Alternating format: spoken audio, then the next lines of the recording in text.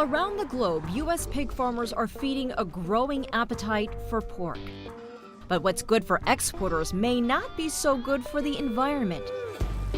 Pig farms emit huge amounts of greenhouse gases, and manure from large pools can seep into water supplies. They get the meat, and we're the toilet. So we are left with the water pollution, the air pollution, the health effects.